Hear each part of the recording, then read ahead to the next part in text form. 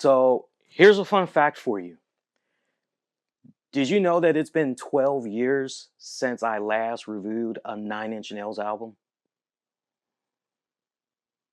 You could actually talk. It's B-roll footage. Okay, let's try that again. So I got a fun fact for you. You do realize with me reviewing this album, like the last time we reviewed a Nine Inch Nails album, it's been 12 years now. 12 years. Wow. Let's do it again. You ain't gotta sound like the rice lady. Look at all that rice. It'll feed people for years. Wow. You ain't gotta do it like that. Fun fact for you and everybody at home. You know, it's been 12 years since we last reviewed a Nine Inch Nails album, and we've been reviewing albums of all kinds from all genres for many years. You don't say. That's awesome. How the fuck is that awesome? No, that means we need to be showing, dude, that means we need to be showing more love to Nine Inch Nails. Anyway, let's go ahead and get with the review.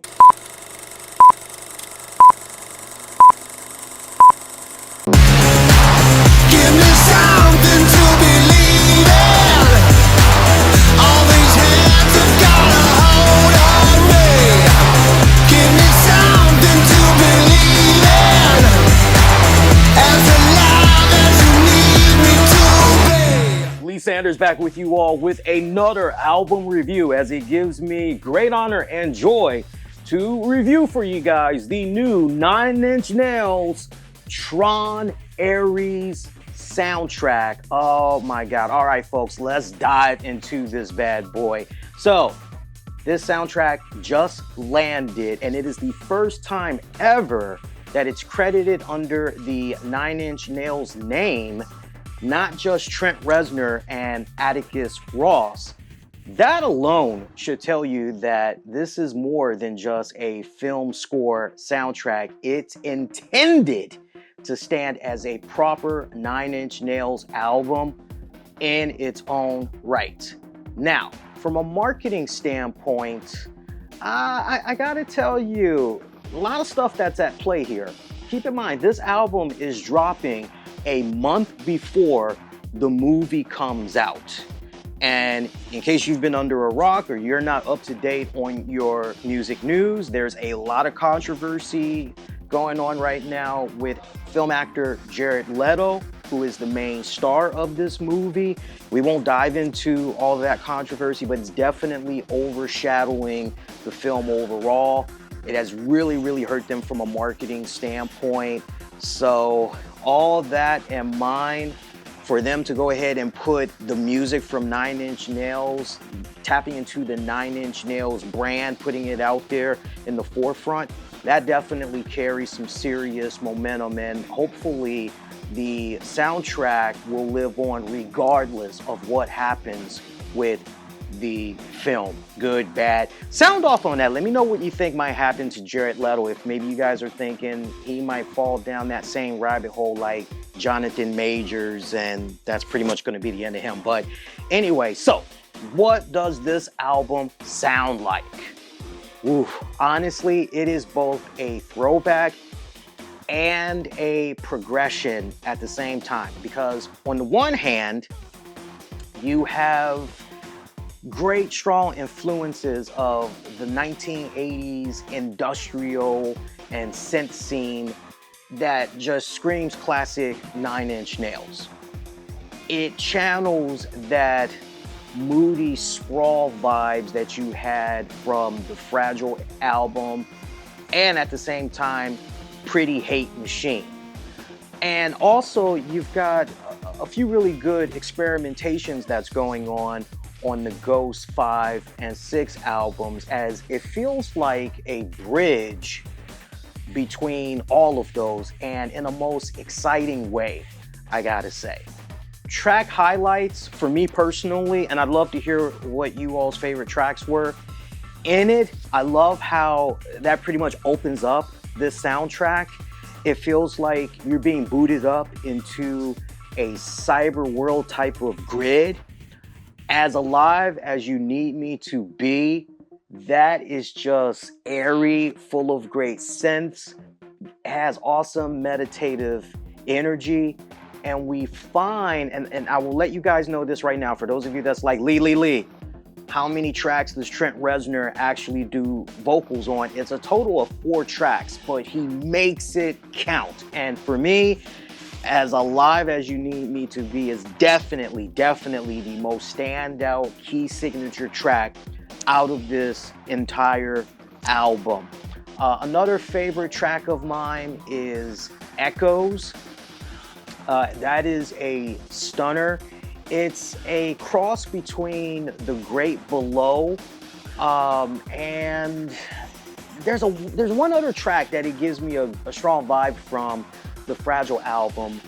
Definitely sound off, let me know if you were picking up the same vibe as well, but it's definitely a slow, haunting, yet beautiful track. This Changes Everything is one of the album's best grooves. For me, the bass, the synth pulsing in a way that it's pulsing in a way that has your head bobbing. I gotta say, it's definitely giving you kind of some really good club vibes and everything. Then the image of carries what I feel is cathedral weight. That is the best way I can describe it. It's like you're entering a digital temple, all right? You listen to it, you'll know exactly what I'm talking about. Then I Know You Can Feel It. Big moment right here. Trent Reznor back on vocals. That human element shifts this from a soundtrack to a full-fledged Nine Inch Nails record. Later, Infiltrator mirrors earlier themes, and the closer, Shadow Over Me, brings Trent back to the mic for a haunting send-off. And before anybody jumps down my throat, let's not skip definitely one of the other key tracks of this album, which is Who Wants to Live Forever, featuring Jude Line. This one for me really recalls the classic kick-ass days of How to Destroy Angels, which Trent Reznor, please, Trent, you got to give us more of How to Destroy Angels. Like, seriously, man. But it's giving me that whole vibe, and it's proof that Nine Inch Nails is still willing to expand their palette when it comes to collaborations and everything. Now, let's address what some of the reviewers are saying and where I fall into the whole category. As many of you have probably seen, many critics have praised the vocal tracks as the emotional anchors, and I do agree with that. You know the anchors. Just pretend a chair, for example. 4 legs. You think about the 4 tracks with Trent Reznor that I just referenced, and it's definitely the anchor points for the overall album. So I definitely agree with that. There are definitely pieces of this album you'll remember after the credits roll. The instrumental score cues do a ton of atmospheric world building, but at times they drift or feel more like interludes than standalone songs, with maybe a few exceptions, give or take. Some listeners call parts of it abrasive, even borderline unlistenable, but to me, that abrasion is the whole point, right? I mean, even if, let's be real, Nine Inch Nails, they're not known to be smooth and soothing. They're here to make you feel, and in this case, they're trying to make you feel the digital underworld. Now, comparisons are inevitable, right? Because you're talking about Daft Punk's Tron Legacy score, which had more orchestral grandeur, Wendy Carlos' original Tron that had broke new ground, as far as electronic scoring. And in regards to Tron Ares, you know, it may not outshine either of those categories, but it does respectively carve out its own lane and lore. Intimate through grit, but at the same time, urgent in melody and undeniable, unmistakably Nine Inch Nails. So here's the bottom line, despite whatever baggage the film might carry. This soundtrack is bulletproof as far as I'm concerned.